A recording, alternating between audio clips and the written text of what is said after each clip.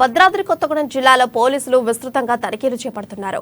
ఎక్కడికక్కడ చెక్ పోస్టులు ఏర్పాటు చేసి వాహనాలు తనిఖీలు చేస్తున్నారు. తాజాగా పోలీసులు నిర్వహించిన వాహనాల తనిఖీల్లో 66 లక్షలు సీజ్ చేసినట్లు అధికారులు తెలిపారు. కొత్తగూడెం వన్ టౌన్ పరిధిలో 13 లక్షలు, చంద్రకొండ పరిధిలో 13 లక్షలు, జిల్లాలోని వివిధ ఏరియాలలో 40 లక్షలు సీజ్ చేసినట్లుగా చెప్పారు. ఇక ఇదే అంశంపై మరింత సమాచారం మా ప్రతినిధి నవీన్ లైవ్ ద్వారా అందిస్తారు. నవీన్, చెప్పండి, అప్డేట్స్ ఏంటి?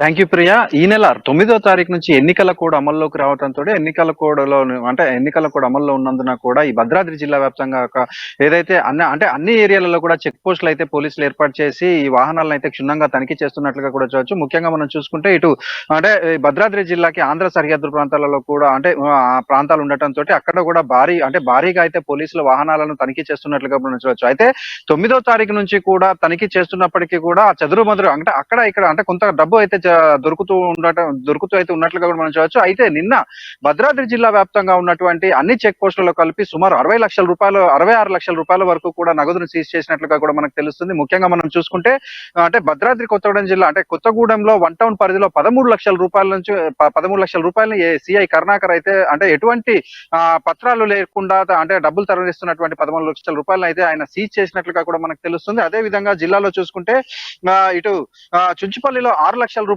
అయితే సీజ్ చేశారు. అదే విధంగా చంద్రగొండలో 13,40,000 రూపాయలు సీజ్ చేశారు. ముఖ్యంగా మనం చూసుకుంటే నిన్న ఇల్లందు నియోజకవర్గానికి సంబంధించి ఇల్లందు నియోజకవర్గంలో 17 లక్షల రూపాయలని కూడా సీజ్ చేసినట్లుగా కూడా మనం చూడవచ్చు. అయితే ఇది ఇల్లందు నియోజకవర్గానికి చెందినటువంటి ఒక పెట్రోల్ బంక్ కు సంబంధించి రెండోసారి అమౌంట్ ని సీజ్ చేసినట్లుగా కూడా చూడవచ్చు. అయితే ఏదైతే ఎన్నికల కోడ్ లో నిబంధనలో భాగంగా 10 లక్షల రూపాయలకు దాటి ఏదైతే మనకు దొరికితే అది ఇన్కమ్ ట్యాక్స్ వారికి ఇన్ఫర్మేషన్ ఇవ్వాల్సి ఉన్న నేపథ్యంలో వీరైతే ఇన్కమ్ ట్యాక్స్ డిపార్ట్మెంట్ కూడా ఇన్ఫర్మేషన్ ఇచ్చినట్టుగా కూడా మనకు తెలుస్తుంది. ఏదైతే జిల్లా వ్యాప్తంగా కూడా ఈ చెక్ పోస్టులు ఏర్పాటు చేసిన నేపథ్యంలో ఎవరు కూడా సరైన పత్రాలు లేకుండా ఈ డబ్బును తీసుకెళ్లకూడదని పోలీసులు పదే చెప్తున్నప్పటికీ కూడా ఈ విధంగా ఇటు వినియోగదారులు కావచ్చు, లేకుంటే వీరందరూ ఇప్పుడు రైతులు, వ్యాపారస్తులు వీరు ఈ నగదును అయితే తీసుకెళ్తూ ఉండటంతో డబ్బులు అయితే దొరుకుతున్నట్లుగా కూడా మనం చూడవచ్చు.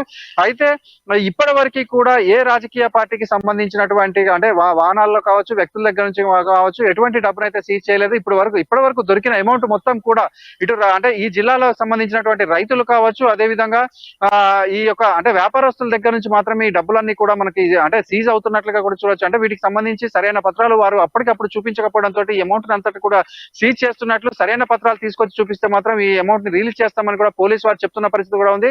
అదే విధంగా మనం చూసుకుంటే అశ్వారావుపేట నియోజకవర్గంలో ఏదైతే ఆంధ్ర సరిహద్దులో ఉన్నటువంటి అశ్వారావుపేట నియోజకవర్గ సరిహద్దులో కూడా నిన్న ఒక కారులో 2 లక్షల రూపాయల వరకు కూడా దొరికినట్లుగా కూడా చూడొచ్చు.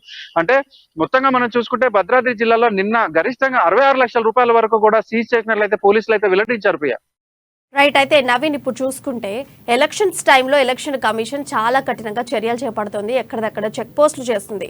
అయినప్పటికీ కూడా నగదుని దొరకడం అనేది జరుగుతుంది. అంటే ఇది ప్రజలకు అధికారం మీద ఇష్టానుసారంగా చేయడమా, లేకుంటే అసలు ప్రభుత్వానికి దొరకమన్న ధీమతం చేస్తున్నారా?